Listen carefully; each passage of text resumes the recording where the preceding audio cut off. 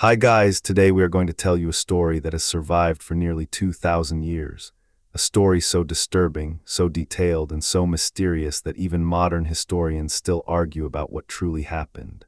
But before you decide whether you believe in ghosts or not, I want you to do one thing: listen to this story all the way until the end. Because what you are about to hear is not a legend passed down by scared villagers around a fire. It is not a horror movie script. It is a real case recorded in ancient documents, written by a respected Roman scholar and preserved through history. Today's paranormal event is not just another ghost story. It is considered by many researchers to be the first recorded paranormal investigation in human history. And yes, we are going to show you the evidence. Those of you who do not believe in ghosts, I invite you to sit in the front row today, because this story was written by someone who didn't believe either. And those of you who already believe, stay with us, because this case may change the way you see the spirit world forever. Now let me ask you something. What if I told you that nearly 2,000 years ago, in the heart of one of the most advanced civilizations on Earth, there was a house so terrifying that people refused to live inside it, even when it was offered for almost nothing? What if I told you that the Roman government knew about it, that scholars wrote about it, and that the haunting was so powerful it caused people to fall sick, lose their sanity, and even die from fear? And what if I told you that the thing haunting that house was not just a shadow or a whisper, but a full-body apparition that could be seen, heard, and followed? This is not a story about imagination. This is a story about a ghost that left behind a body. Tonight we travel back to ancient Athens, a city of philosophers, scientists, and logic, a place where superstition was mocked and reason was worshipped. And yet in this city of reason, something existed that no logic could explain. It was a large, beautiful house in a quiet part of Athens. During the day it looked normal. Sunlight touched its walls, birds landed on its roof, people walked past it without knowing what waited inside. But when night fell, chains could be heard dragging across the floor. Not once, not twice, every single night. At first, people thought it was an animal, then they thought it was thieves, but soon they realized something was terribly wrong, because the sounds did not move like a living creature. They moved slowly, rhythmically, as if someone was walking, dragging something heavy behind them, and then people began to see it. A pale old man, his face was hollow, his eyes were dark, his body was thin like death itself. And wrapped around him were iron chains, clanking, scraping, echoing through the house. The ghost would appear silently in the doorway of bedrooms. It would stand at the foot of beds. It would stare at whoever was awake, and when people screamed, it did nothing. It only waited. Those who stayed in the house began to suffer. Some could not sleep. Some began to lose their minds. Others grew physically ill, wasting away as if their life was being slowly drained. The house soon earned a reputation so dark that no one wanted to rent it, no matter how cheap it was.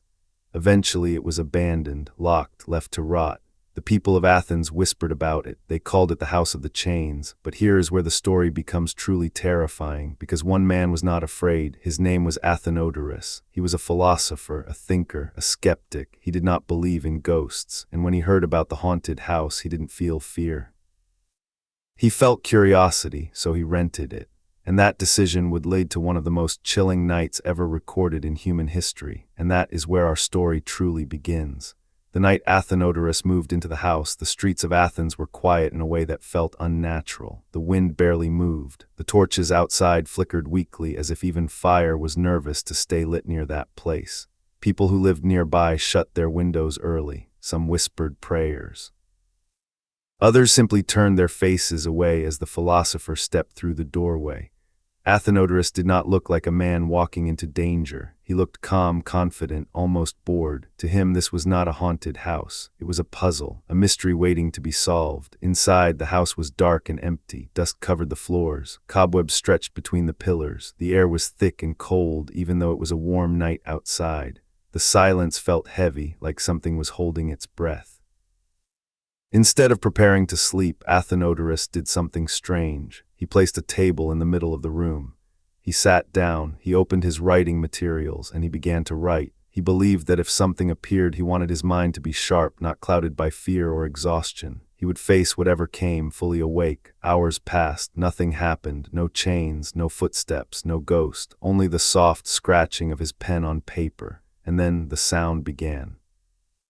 At first it was faint, like metal brushing against stone. Athenodorus paused. He lifted his head. The sound grew louder, a slow dragging noise, clink, scrape, clink, chains, moving across the floor, not from one place but approaching. Athenodorus did not run, he kept writing. The sound came closer, the air in the room turned colder, and then in the corner of his vision something appeared, a shape, a figure, a pale old man, just as the rumors described. His skin was stretched thin over his bones, his eyes were empty. Iron chains were wrapped around his arms, his legs, even his neck, and they rattled with every movement he made. The ghost stood there staring. Most people would have screamed. Most people would have collapsed in terror. But Athenodorus did something no one expected. He raised his hand. "Wait," he said. The ghost stopped. It did not attack. It did not disappear. It stood there, silent, as if confused. Athenodorus finished writing the sentence he was working on. Then he stood up. Only then did he look directly at the ghost. The old man lifted his arms slowly and motioned for Athenodorus to follow him. Step by step, the ghost walked toward the courtyard. Chains dragged behind him. Each sound echoed through the empty halls. Athenodorus followed. They passed through doorways, through shadows, into the open air of the courtyard.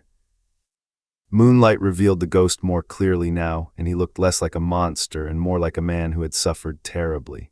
The ghost stopped, he pointed at the ground, and then he vanished. The chains fell silent, the air warmed, the courtyard was empty. Athenodorus stood alone, but he did not forget what he had seen. The next morning he went to the city officials. He told them everything. They returned to the house with workers and tools. They dug where the ghost had pointed, and beneath the soil. They found something, bones, a human skeleton, still wrapped in iron chains. The remains were removed and given a proper burial, and after that the ghost never returned. The house was never haunted again. A story written down by Pliny the Younger, preserved through history, a ghost that left behind physical evidence, a mystery that refuses to fade. And the question remains, was it a spirit trapped between worlds or something even stranger? That is what we explore next. Let's go even deeper now, because this is the moment where the story stops being just a ghost tale and starts becoming one of the most mysterious cases ever written down in human history. What happened in that haunted house in Athens was not just frightening. It was recorded, analyzed, and preserved by one of the most respected minds of the ancient world. And this is where the story truly becomes unsettling. The man who wrote it all down was Pliny the Younger. Pliny was not some storyteller trying to scare people. He was a Roman lawyer, a historian, and a government official. His job was to investigate truth, not fantasy.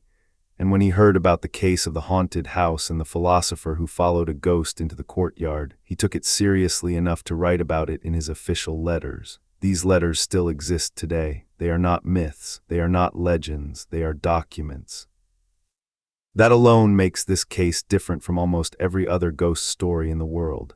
Pliny describes how the people of Athens were terrified of that house.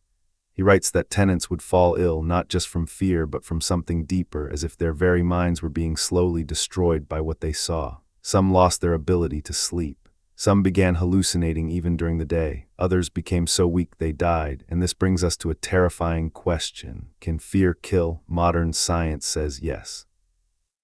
Extreme terror can cause heart attacks, strokes, and complete mental collapse.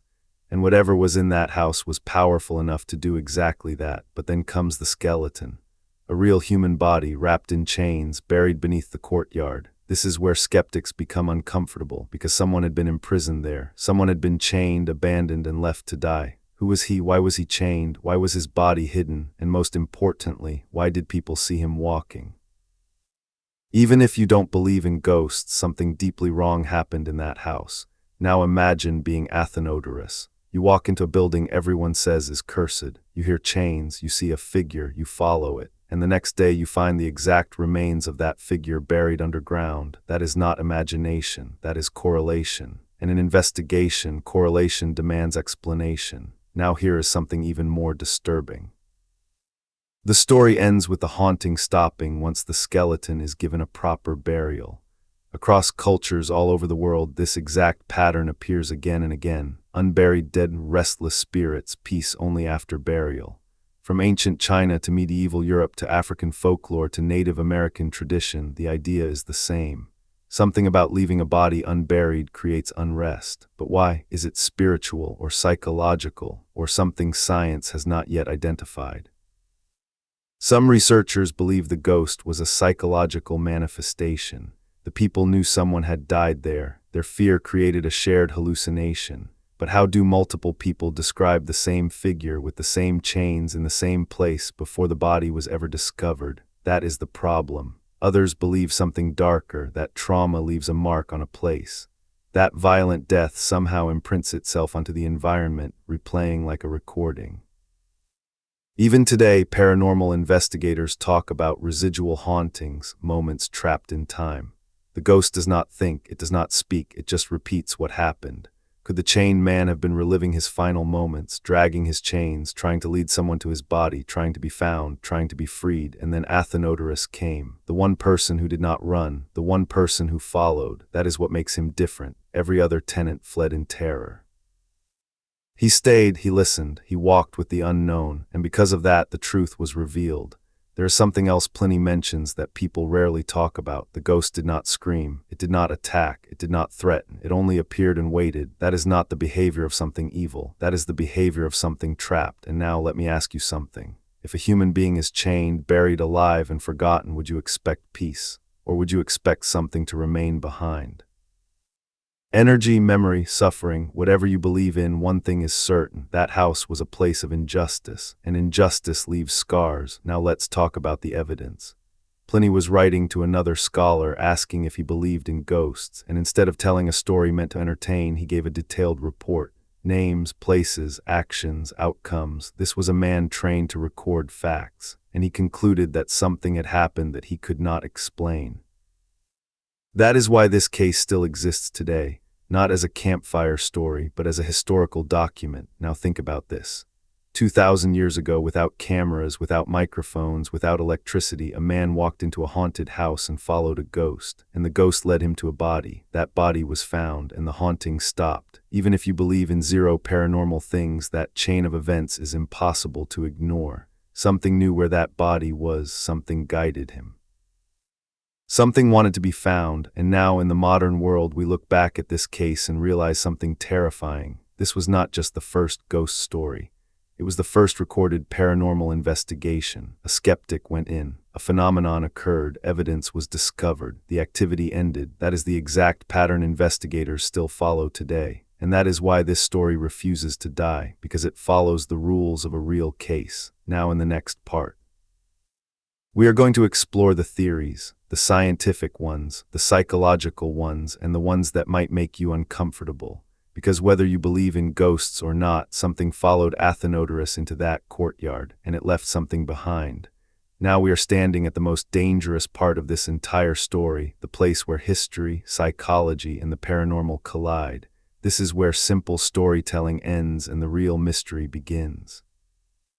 Because once you accept that the haunted house of Athens existed, that people truly saw something, and that a skeleton in chains was really discovered beneath the ground, you are forced to confront a terrifying question. What exactly was that thing that appeared to Athenodorus? Was it a ghost? Was it a hallucination? Or was it something even stranger, something that does not fit into any category we are comfortable with? Let's start with the scientific explanation, because this is what skeptics lean on first. Some psychologists believe the people who lived in the house were victims of mass hysteria. The reputation of the house was already bad. People moved in expecting something to happen. Fear took root. Every sound, every shadow, every movement in the dark became a threat. The human brain is incredibly powerful when it is afraid. It can create sounds that aren't there. It can create visions. Even make people physically sick. But this theory has a massive hole in it. Athenodorus did not believe in ghosts. He did not fear the house. He did not go in expecting terror. He went in to prove everyone else was wrong, yet he saw the same thing. The same pale old man, the same chains, the same behavior. How does mass hysteria explain that? Another theory says that underground gases or toxins may have caused hallucinations. Ancient buildings were often built over decaying organic matter. Gases like methane or carbon dioxide could leak into rooms and make people dizzy, confused, and afraid.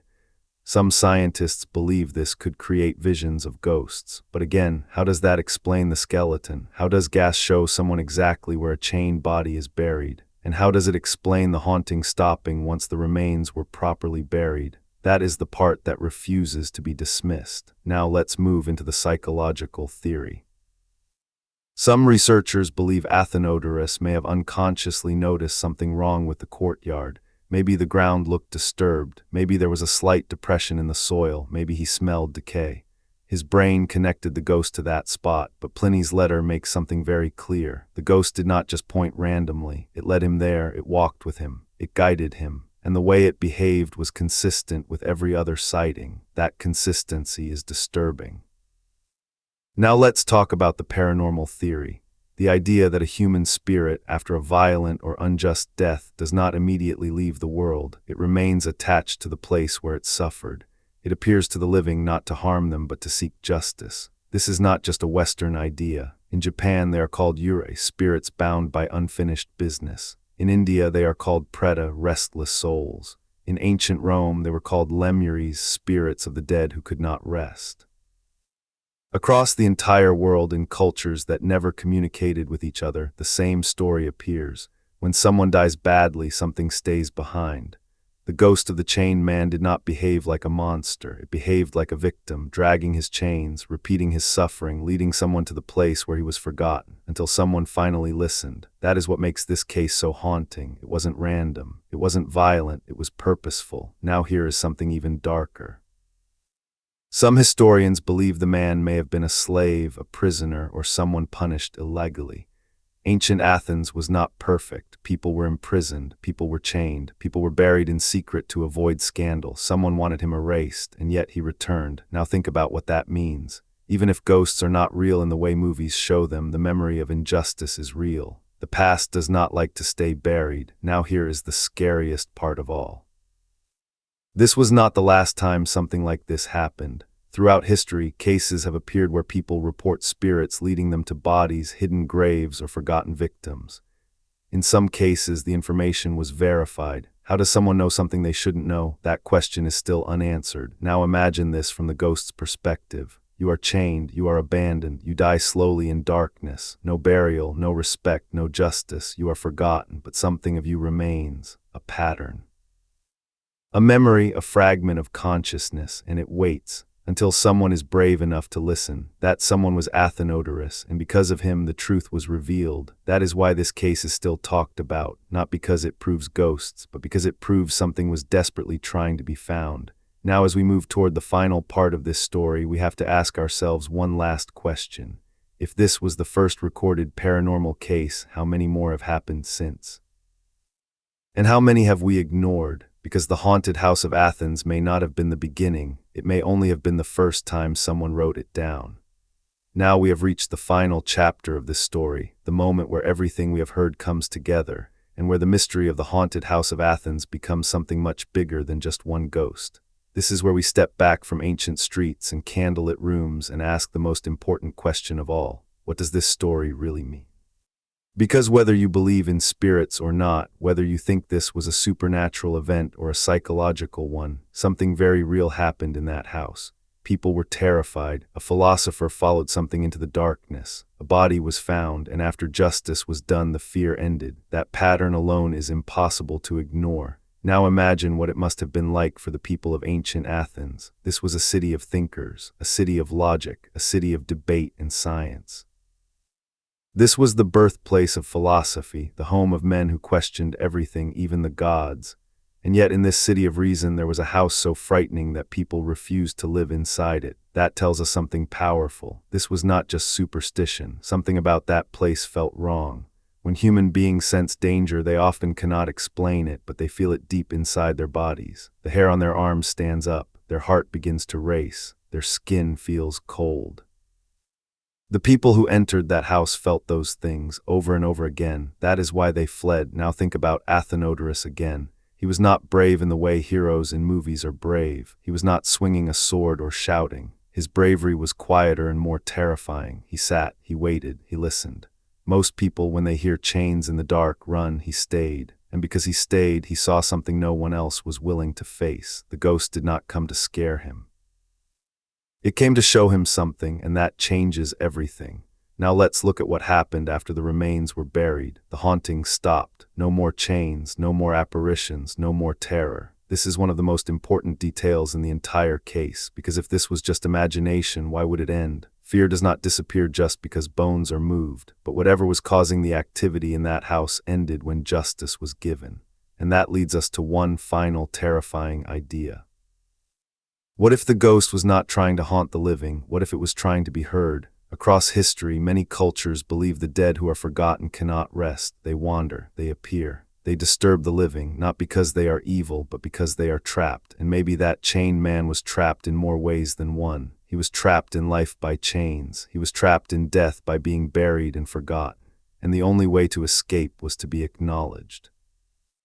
Now imagine how many people throughout history died like that. Unburied, unmourned, unremembered. If something of them remains behind, how many haunted places exist because of that? Now you might be thinking, this is just a story.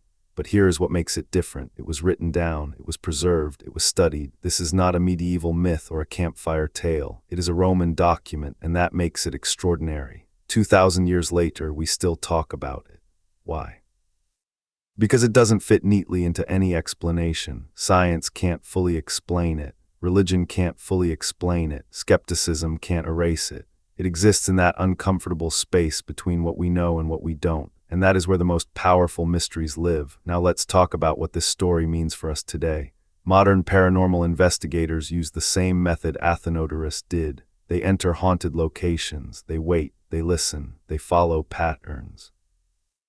They search for evidence. In a way, that philosopher was the first ghost hunter. Not because he believed, but because he observed. And sometimes observation reveals things belief never could. Now I want you to imagine something. What if you were in that house? What if you were sitting alone in the dark and you heard chains? Would you run or would you look? Most people would run. That's human nature. But history is changed by the few who look. Now here's the final chilling thought. The ghost of Athens is not just about a spirit. It is about truth. A truth that refused to stay buried. A truth that waited in the dark. A truth that needed someone brave enough to uncover it. That is why this story still matters, not because it proves ghosts, but because it proves the past is never truly gone. And sometimes it comes back to knock. Thank you for listening. And remember, some stories don't fade, they wait, and before we go. If this story made you think, if it sent chills down your spine, or if it made you question what you believe about the unseen, make sure you subscribe to this channel right now so you never miss another mystery like this. Hit the like button if you want more real, ancient, and unexplained stories. And most importantly, leave a comment below and tell us where you're watching from. I read every single one and I want to know how far this story has traveled. Until next time, stay curious, stay brave, and never stop questioning what hides in the dark.